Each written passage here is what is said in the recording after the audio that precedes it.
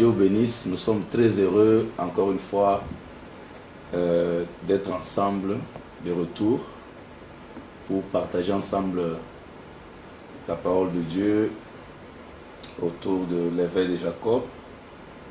Et comme d'habitude, nous lisons toujours la parole de Dieu. Genèse 28, 16. Jacob s'éveilla de son sommeil et il dit: certainement l'Éternel est en ce lieu et moi, je ne le savais pas. Bien-aimé Seigneur Jésus, encore une fois, nous te disons merci pour nous avoir permis d'ouvrir ta parole et de la lire. Tout le monde peut lire cette parole, mais sauf toi, seul toi peux donner le contexte. Donne-nous le contexte et l'inspiration et vivifie cette parole à nos âmes dans le nom de Jésus-Christ. Amen. Maintenant, nous continuons avec la définition de la conscience en prenant quelques exemples pour vous faire comprendre de quoi il s'agit.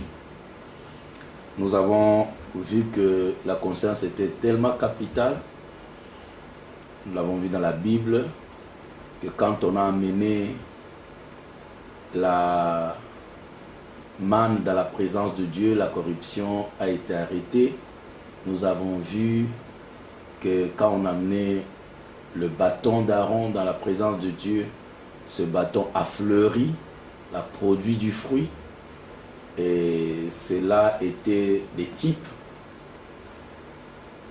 de notre vie qui, quand elle est loin de la présence de Dieu, quand elle est loin de la conscience de la présence de Dieu, notre vie devient pourrie, atteinte par la corruption, la maladie, maladie spirituelle, maladie de l'âme, maladie de l'esprit, maladie du corps.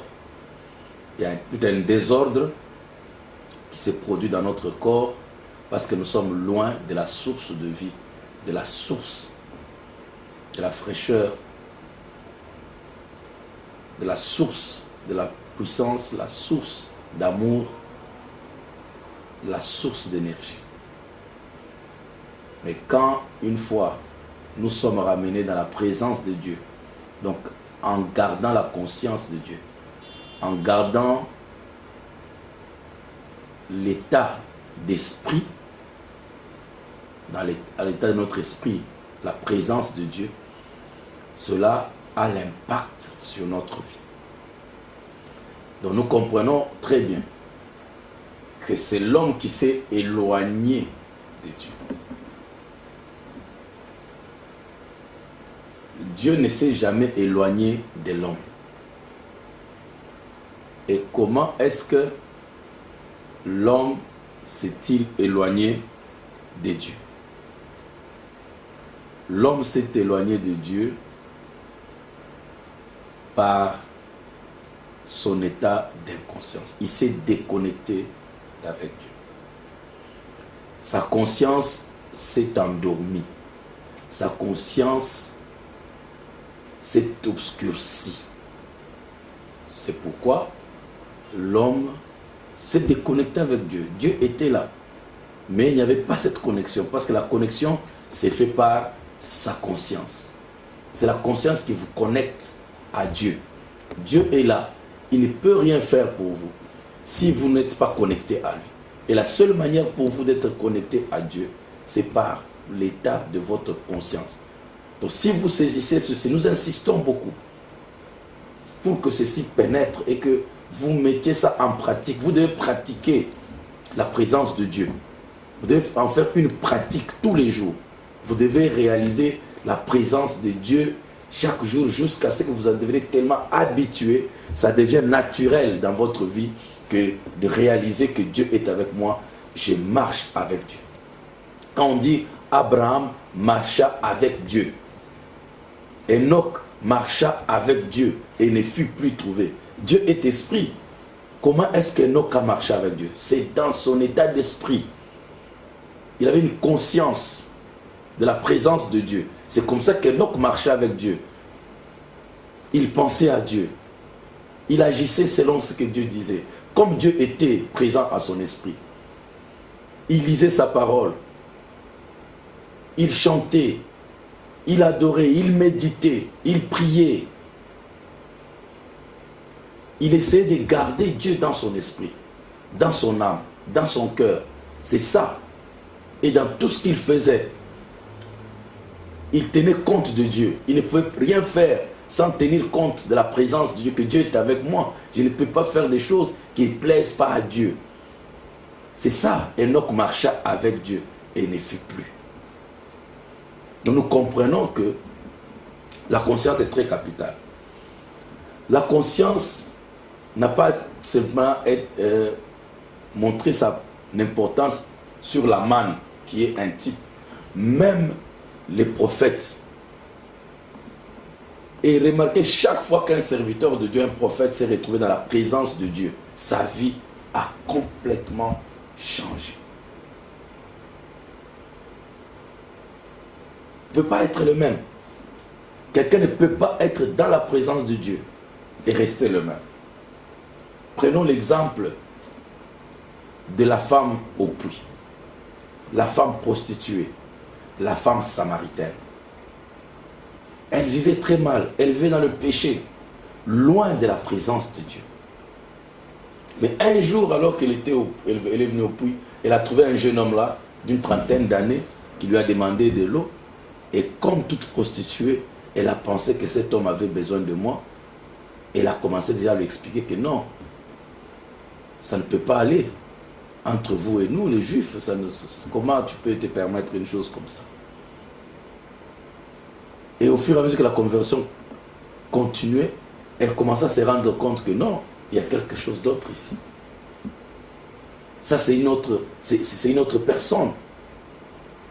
C'était un homme, un jeune homme qu'elle a considéré d'abord comme un coureur de jupons qui était en train de chercher les services d'une prostituée. Mais après, sa conscience commença à s'élever, à changer vis-à-vis de Jésus-Christ. Jusqu'à ce qu'à la fin, elle a dit, je vois que tu es un prophète. Mais quand le Messie viendra, vous voyez comment sa conscience a commencé à changer. Elle a commencé à se rendre compte qu'il était dans la présence d'un être qui n'était pas un être ordinaire comme tout autre homme. Et quand le Christ lui a dit, je le suis moi qui te parle, sur place elle a laissé sa cruche, elle a couru dans la cité, elle était transformée sur le champ, elle était transformée, complètement transformée. Voyez-vous, quand vous venez dans la présence de Dieu, dans la présence du Christ, la conscience du Christ, quand vous entrez seulement dans, vous atteignez cette conscience, mes frères, même la mauvaise vie disparaît. On n'a pas prêché à cette femme-là de laisser la prostitution, mais le fait que sa conscience a été élevée, Jésus-Christ a tout fait pour élever sa conscience, automatiquement sa vie a complètement changé. Donc vous comprenez que si vous pouvez changer l'état de votre conscience, si votre conscience peut s'élever, complètement votre vie aussi change. Nous avons l'exemple des Zachée, un voleur, un truand, qui était en train de dépouiller les gens de leurs impôts. Et vous connaissez comment les gens des impôts agissent, c'est les gens des douanes. Et Zachée était l'un d'eux.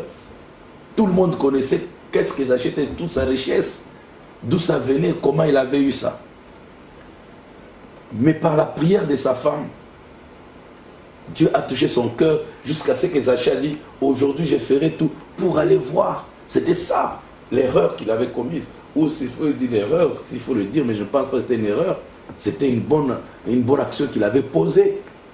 Mais quand il a décidé d'aller voir et qu'il a monté, il est monté dans l'arbre pour qu'il voie, parce qu'il était court, il ne pouvait pas voir Jésus. Il est monté. Étant dans cet arbre, Jésus-Christ, sachant qu'il était là, il s'est avancé, s'est arrêté. Il a regardé en haut, il a dit, Zachée, descends. Aujourd'hui, je vais manger dans ta maison. Pourquoi Jésus a fait ça?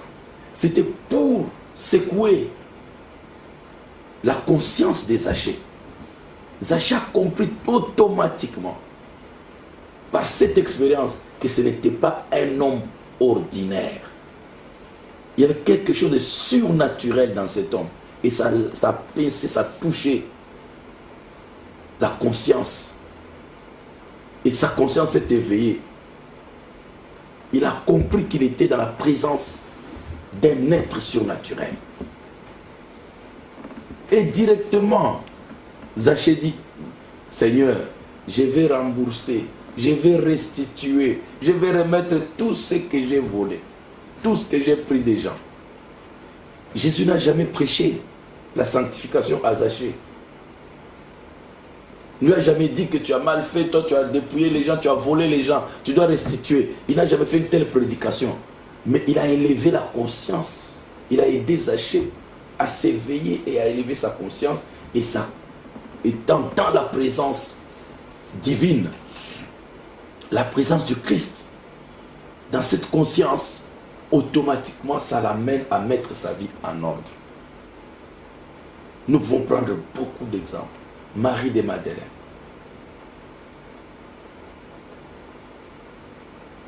Marie de Magdala, ou Marie-Madeleine plutôt. Elle était aussi une prostituée. Elle pouvait aller avec 7 hommes par jour.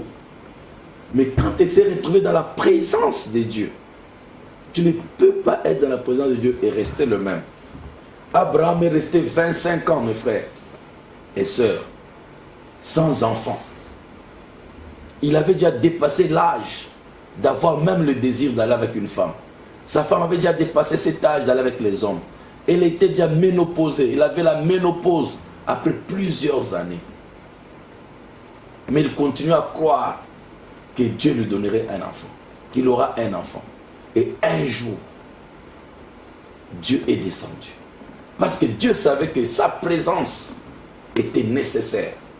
Et dès que Abraham est entré dans la présence de Dieu, il a invité l'Éternel. Il a invité Elohim. Il lui a servi à manger. Et étant dans la présence, le corps d'Abraham a rajeuni. Mes bien-aimés, le corps a rajeuni. Le corps de Sarah a rajeuni. Lisez la Bible après. Quand Abraham a fui la famine, une femme, une vieille maman, une coco, comme on peut le dire aujourd'hui, a été convoitée par un jeune roi. Et poussé même à la prendre comme femme. S'il n'y avait pas de changement dans Sarah, ce jeune homme, ce jeune roi ne pouvait pas convoiter Sarah. Là, l'importance de la conscience divine. Des miracles se produiront dans votre vie si vous changez l'état de votre conscience, de la conscience que vous avez humaine, la conscience des échecs, la conscience de l'égoïsme, du moi. Si vous pouvez élever votre conscience à la conscience divine, la conscience de Dieu. Le problème, c'est que vous vous préoccupez trop de vous-même. C'est cette conscience qui est vraiment développée en vous. Regardez seulement votre vie, comment vous vivez. Vous vivez pour vous-même. Vous vous battez pour vous-même. Mais si vous pouvez comprendre que vous n'êtes pas ici pour vous-même, vous êtes ici pour Dieu, et développer cette conscience de la divinité en vous, les choses vont changer complètement. Si vous avez la conscience de vous-même, du moi, c'est une conscience réduite. Vous n'aurez que les choses à ce niveau-là de vous-même. Mais si tu développes cette conscience de Dieu, tout appartient à Dieu. Dieu possède tout. Donc quand tu es dans cette conscience, tu as tout. C'est ça que j'essaie de vous dire, mes frères et sœurs. C'est à cela que je vous invite. Venez avec moi sur cette route, cette aventure, ce voyage, où nous pouvons tous ensemble monter vers cette conscience de la divinité d'où nous venons. Nous retournons à notre source, au royaume de Dieu. La conscience parfaite, la conscience de la divinité, où notre petite conscience est engloutie, est avalée, aspirée par cette grande conscience universelle de Dieu. Nous ne vivons pas pour nous-mêmes, mais nous vivons pour le monde. Dieu s'occupe des autres. Dieu se charge de donner la vie aux autres. Dieu, c'est à cela que nous sommes appelés. Au lieu que je m'occupe seulement de ma petite famille, que je m'occupe seulement de ma maison, je me place à un niveau de la divinité où Dieu partage la vie à tout le monde. Il donne la vie à tout le monde, la force à tout le monde. Nous voulons arriver à ce niveau. C'est à cela que nous sommes appelés. Cette conscience, ça guérit l'homme de l'égoïsme. Où tu te bats pour ramasser pour toi-même. Tu crois que tu fais du bien, mais tu es limité. Mais pourquoi Dieu est-il grand? C'est parce qu'il se donne à tout le monde. Dieu, même dans ceux qui ne le croient pas, même les païens, ils ont le souffle de Dieu. Ils ont la santé de Dieu. Si tu peux te placer à ce niveau-là où tu commences à servir le monde entier, tu deviens riche à jamais. Ta richesse ne s'arrêtera jamais. Parce que tu as atteint le niveau de Dieu. Mais je sais que ce n'est pas facile. Nous allons y arriver. Je vais vous enseigner comment atteindre cela. Parce que la parole de Dieu a tout préparé. C'est à cela que Jésus-Christ est venu nous inviter. Pas étonnant qu'il pouvait dire, il y a plus de joie à donner qu'à recevoir. Donc, il est en train de nous préparer. Alors, nous voyons ici que Abraham était un simple fermier. Mais quand il écouta la voix de Dieu lui parlant et qu'il a vu la vision, il était un homme totalement changé. Il s'est séparé de sa nation, il s'est séparé de ses frères, il s'est séparé de tout le monde. Parce qu'il venait de pénétrer dans une conscience nouvelle. Il devint un pèlerin, un voyageur. Il voyageait d'où? De sa patrie. C'est de sa conscience limitée, de sa conscience familiale. Il devait quitter son milieu habituel et aller dans un pays que l'Éternel devait lui donner. Le pays de Dieu, la conscience de Dieu. Dans une cité où Dieu était l'architecte et le constructeur. Ce n'est pas une cité comme Brazzaville ou Kinshasa ou Paris, mais il parle d'un état de conscience. Dieu nous élève, nous appelle dans une cité où il est le constructeur et l'architecte. Voilà mes frères. Donc,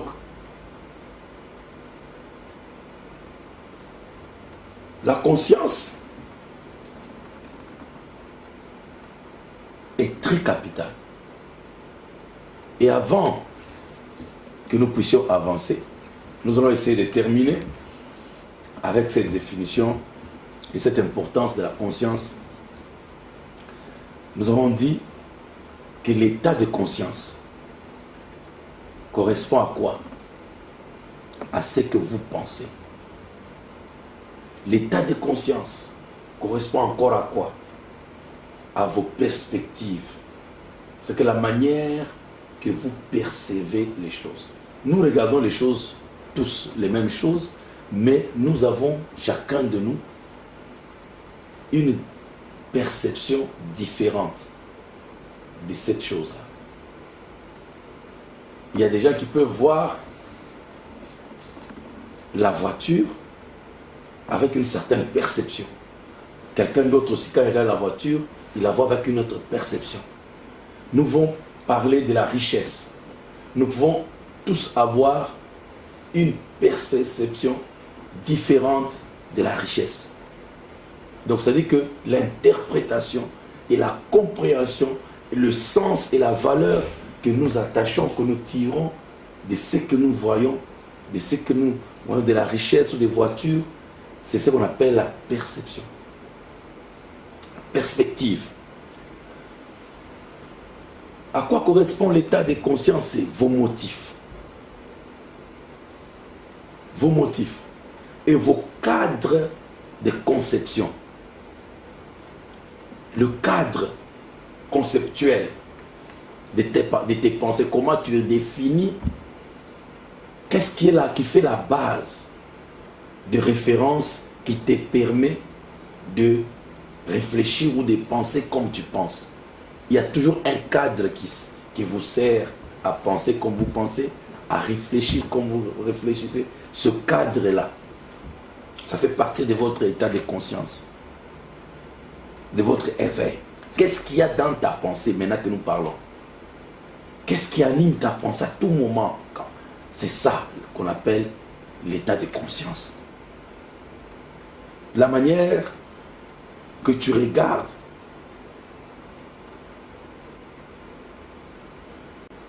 le monde, tu considères le monde autour de toi. Tu te considères toi-même, les autres qui sont autour de toi. Quelle perspective tu utilises, qui t'anime pour considérer les choses telles que tu les considères? Vois-tu les choses à la dimension de ton ego, de ton moi, ou tu regardes à un niveau tribal, clanique, national, universel, planétaire ou divine?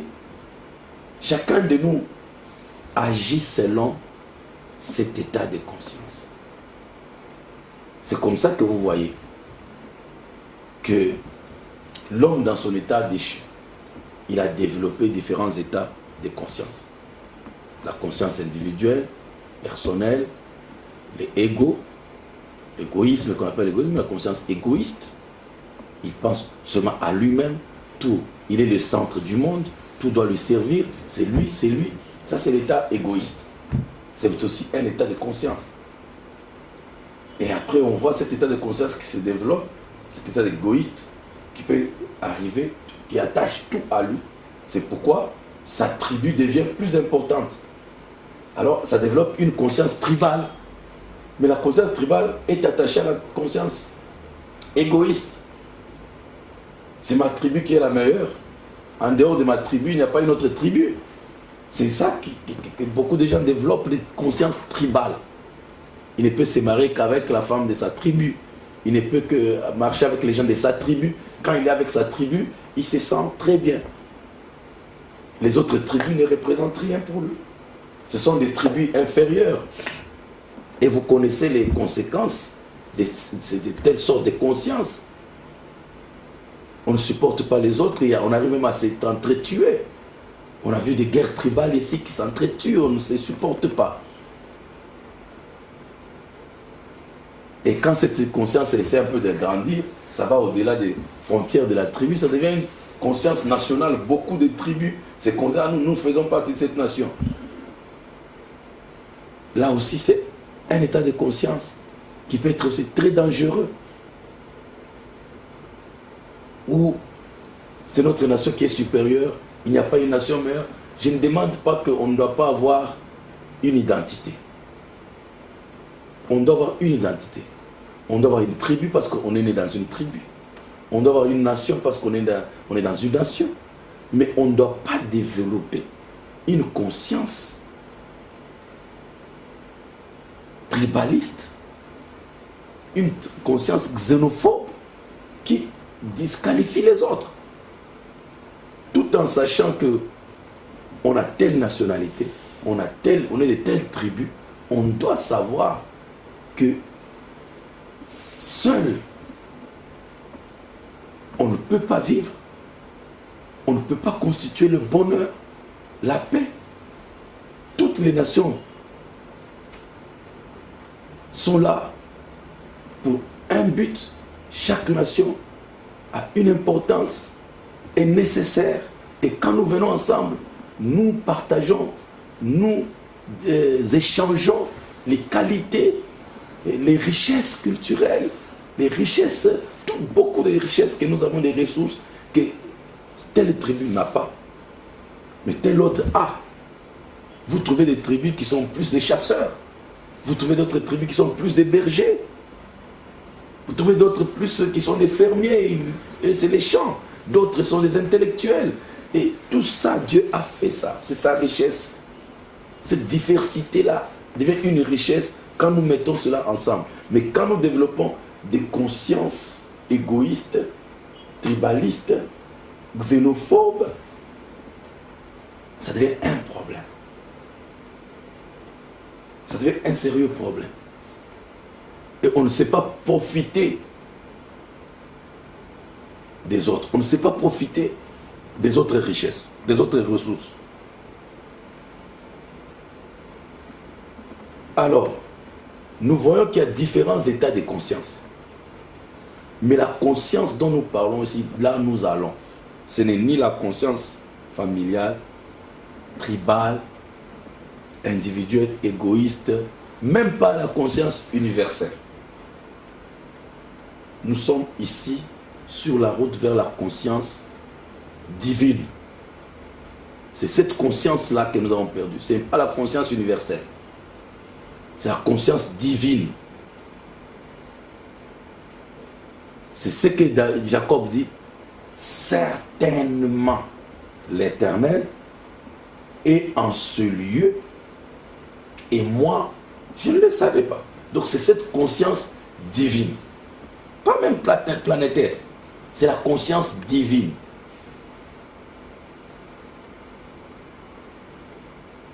Alors, qu'est-ce que cette conscience divine dont nous parlons? Qu'est-ce que cela veut dire? Est-ce que cela est possible qu'un homme atteigne la conscience divine? Et quel effet a cette conscience sur l'homme, sur un individu? Comment l'acquérir? Comment acquérir la conscience divine? Mais pour le moment, ce que j'aimerais vous dire, vous rassurer, et ce que vous devez connaître, que la conscience de Dieu est réelle. Et réelle, c'est-à-dire penser, connaître et avoir l'éveil, la réalisation de Dieu. C'est ça votre destinée. C'est pourquoi vous avez été placé sur la terre. C'est atteindre un niveau où vous allez commencer à penser, où vous connaîtrez et vous serez éveillé de la présence, être Dieu sur la terre, avoir cet état du savoir de Dieu, de la conscience de Dieu. C'est ça votre destinée. Et toute vraie religion, et là nous savons qu'il n'y a qu'une seule vraie religion, c'est la religion du Christ, Jésus-Christ. Ça a un but, c'est que vous atteigniez cet état de conscience de Dieu. Alors ne vous trompez pas mes frères, le but, je l'ai dit, je le répète, le but ou l'objectif de votre vie, c'est de vous déplacer de cette petite, limitée, égoïste, de cette conscience, cette petite conscience limitée, cette conscience égoïste, de haine et du péché, de l'état de péché, à cette grande conscience large, sans limite, qui n'est pas égoïste, cette conscience d'amour, cette conscience d'un état béni de Dieu. Donc nous allons avancer ensemble pour atteindre l'état de bénédiction, de félicité, là où nous atteignons cet état de Dieu, d'aimer nos ennemis, d'aimer tout le monde, et donc être imprégné de l'essence même de Dieu. C'est ça le but pour lequel vous êtes sur la terre. Et manquer ce but, c'est ce qu'on appelle le péché. Manquer le but de quitter cet état égoïste, de haine, de l'état de péché, et venir manquer à atteindre cet état de bénédiction, de félicité, d'amour, de pardon mutuel. Sans limite, il n'y a pas de... Bon Dieu, c'est pas seulement mes parents, c'est pas seulement ma tribu, c'est pas seulement... Non, ça concerne toute personne. Toute la nature. Vous positionnez dans cette dimension de Dieu. Voyez-vous quelle richesse à laquelle Dieu vous invite. Mais le problème avec nous, le problème de notre société aujourd'hui et du monde, c'est qu'ils ne croient pas, le monde ne croit pas et ne reconnaît pas que la conscience de Dieu est possible. C'est ça. Sinon,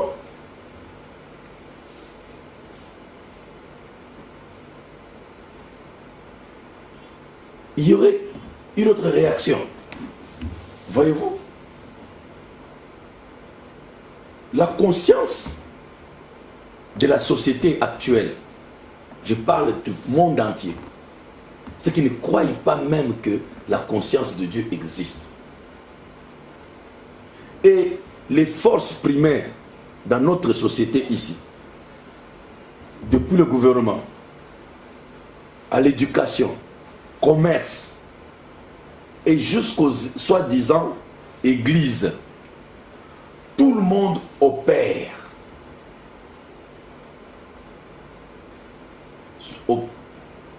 à partir d'une conscience limitée. Même les églises qui se prétendent croire en Dieu, servir Dieu, les serviteurs de Dieu, même nous les serviteurs de Dieu, la plupart du temps, nous opérons du point de vue de la conscience limitée, séparée de l'égoïsme. Et toutes les œuvres que nous essayons de faire sont entachées de cette conscience égoïste. On construit une église pour être plus que l'autre. On prêche pour être plus apprécié que l'autre. Son église, c'est la meilleure. Son ministère, c'est le seul. Donc vous voyez que les gens, c'est vraiment assez un peu rigolo, s'il faut le dire, bien qu'on doit être sérieux avec les choses de Dieu. Que le but pour lequel même Christ est venu mourir, les gens sont en train de faire le contraire même, au nom de ce Christ-là.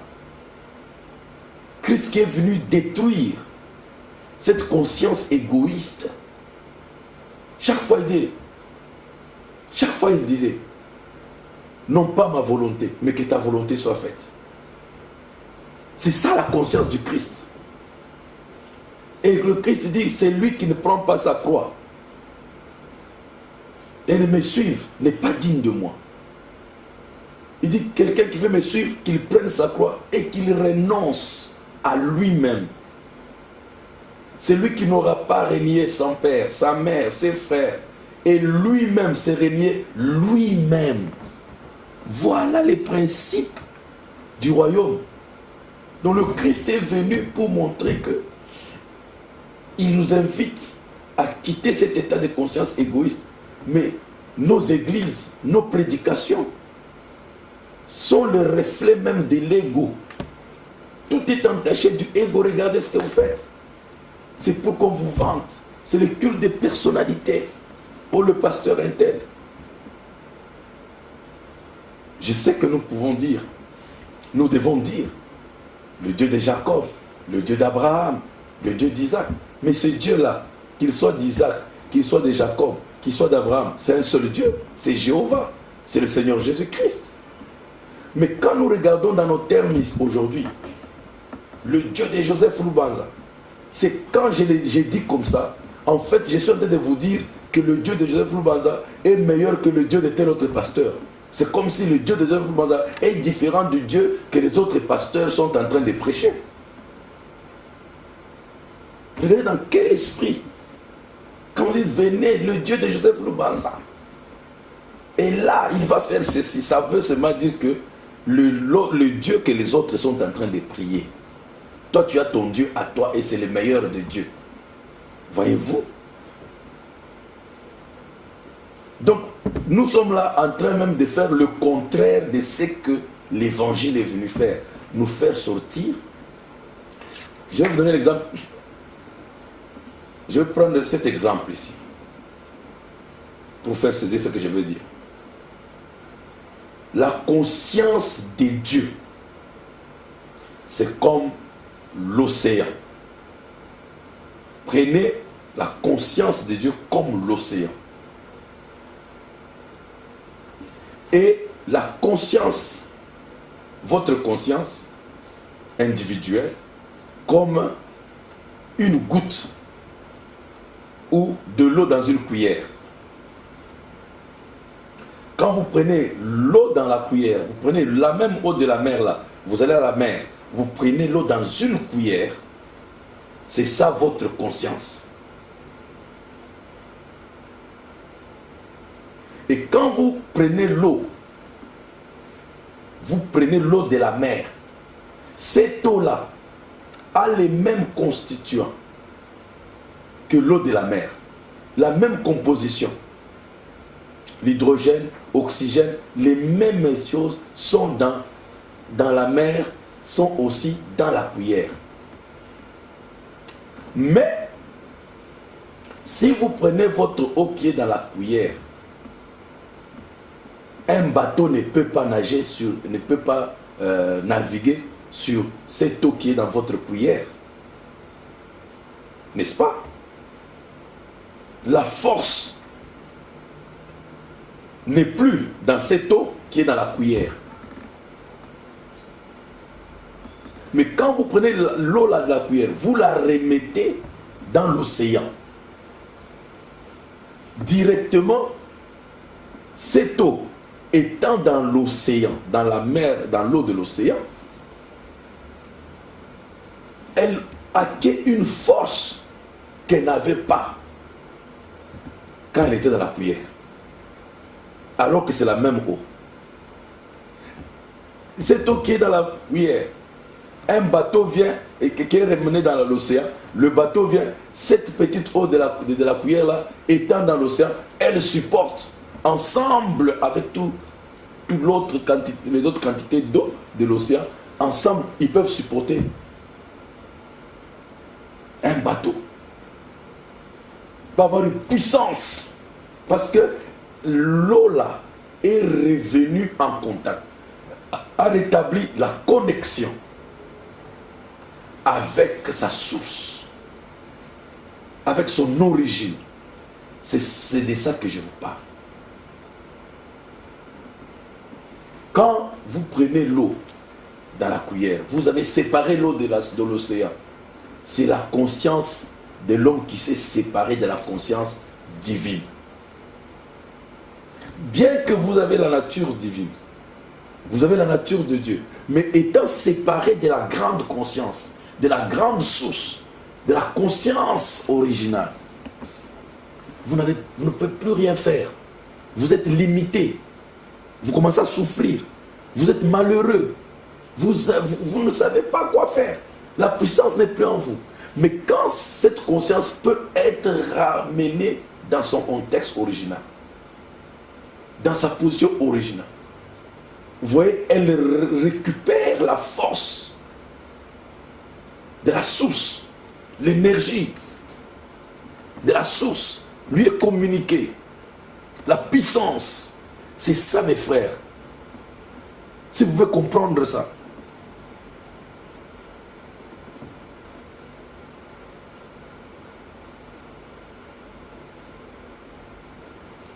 Voyez-vous, tout le monde opère à partir du point de vue d'une eau séparée, d'une eau de la cuillère, d'une goutte d'eau. qui a été retiré de l'océan. Tout le monde opère, toutes les églises sont séparées. C'est pourquoi je suis le meilleur, nous sommes les meilleurs, nous sommes ceci. C'est cette conscience de séparation. Voyez-vous? Et même actuellement, je crois que c'est vraiment pire aujourd'hui. Vous devez savoir que l'homme ne peut accomplir que ce qu'il peut concevoir, que ce qu'il peut comprendre. Donc ne pas comprendre que la nature, la conscience océanique, la conscience de Dieu existe, alors vous ne pouvez que accomplir selon les limites de votre conscience. Parce que l'homme ne peut accomplir que ce qu'il peut concevoir. Si vous concevez que la conscience divine existe comme l'océan, alors vous agirez aussi comme cela. Vous commencerez à agir selon cette grande conscience large, épanouie. Mon invitation maintenant, c'est que vous quittiez, cessez de vous considérer comme un Rwandais, un Congolais, un Angolais, comme un Mboshi, comme un Mungala, comme un Mukongo, comme, je ne sais pas, un Muluba. Arrêtez de vous considérer comme cela. Sachez que vous avez été créé. Toutes ces choses, c'est très bien, ces tribus, ces pays, nous sommes venus. C'est Dieu qui a voulu que nous puissions transiter par là pour démontrer dans tous ces endroits ici sa grande révélation, sa grande expression. Ce n'était pas pour que nous puissions utiliser cela pour nous séparer de cette grande conscience qui est la conscience de Dieu, qui est cette divinité. Dieu vous invite de revenir, que vous commenciez à agir selon la conscience, pas universelle, mais la conscience divine. La conscience divine, la conscience de Dieu, que je ne suis pas un homme ordinaire, je suis appelé à être Dieu, à manifester Dieu dans mon cœur. Qu'est-ce que Dieu aurait fait s'il était devant un malade? Qu'est-ce que Dieu aurait fait s'il était devant un pauvre? Qu'est-ce que Dieu aurait fait si on l'avait insulté? Qu'est-ce que Dieu aurait fait s'il voyait quelqu'un dans cette situation? Voilà là où je veux vous amener. Le monde se meurt par manque de Dieu. Le monde se meurt. Le monde se meurt. La Bible dit que la nature tout entière attend la manifestation des fils de Dieu. C'est-à-dire des gens qui auront la conscience de Dieu. C'est ça les fils de Dieu. Quand le premier fils de Dieu a été restauré, est apparu le parfait fils de Dieu après la chute, dans la personne de Jésus-Christ, c'était Dieu sur la terre. Il pouvait dire, moi et le Père, nous sommes un. Qu'est-ce qu'il voulait dire? J'ai la conscience divine. J'ai la conscience de Dieu. Voilà mes frères. À quoi Dieu vous invite? À quitter cette conscience. Quittez votre patrie, la patrie de votre Père.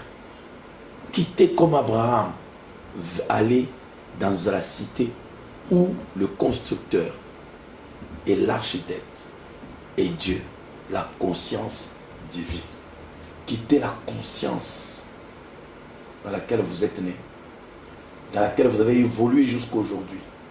Je sais que c'est difficile de quitter ses parents, de quitter quelque chose qu'on a déjà, dont on s'est déjà habitué.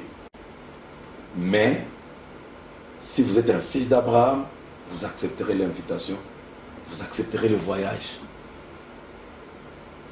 Et vous viendrez avec moi dans ce voyage. Vous serez aussi un pèlerin, comme Abraham a accepté d'être un pèlerin, un voyageur, étranger.